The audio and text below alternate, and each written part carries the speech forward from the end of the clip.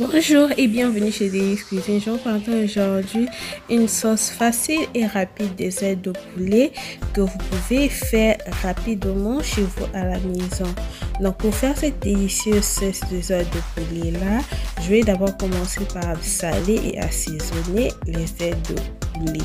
Donc c'est ce que je commence à faire ici. Je mets un sel. Ce sel-ci est composé de un peu de poivre noir et l'ail en poudre, et j'ajoute le poivre noir. Après avoir ajouté le poivre noir, je vais ajouter le paprika. Donc après le paprika, j'ajoute aussi le curcuma et le curry. Voilà. Donc une fois que j'ai fini de mettre les épices, je vais maintenant mélanger. Après avoir bien mélangé, je vais ajouter les assaisonnements moelleux.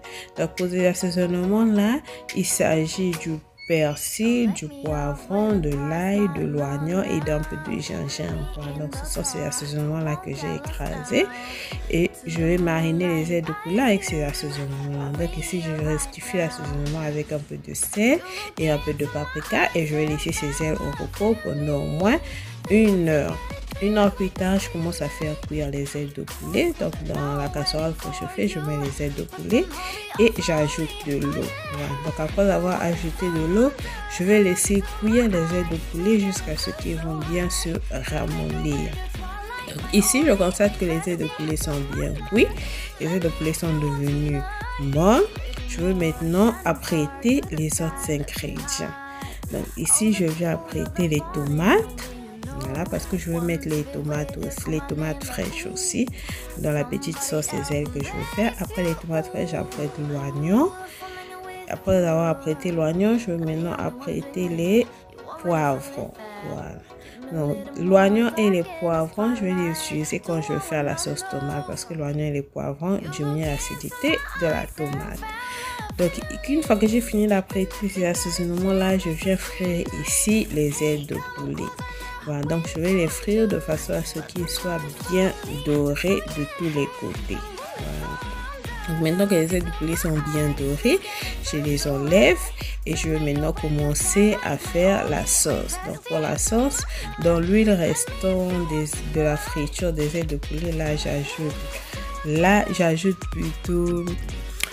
j'ajoute l'oignon et les poivrons. Après avoir ajouté l'oignon et les poivrons, j'ai ajouté une demi-boîte de la tomate concentrée. Voilà, c'est vraiment une demi-boîte de la petite tomate concentrée. J'ajoute après les tomates fraîches. Donc je vais les laisser mijoter jusqu'à ce que l'eau va bien tarir.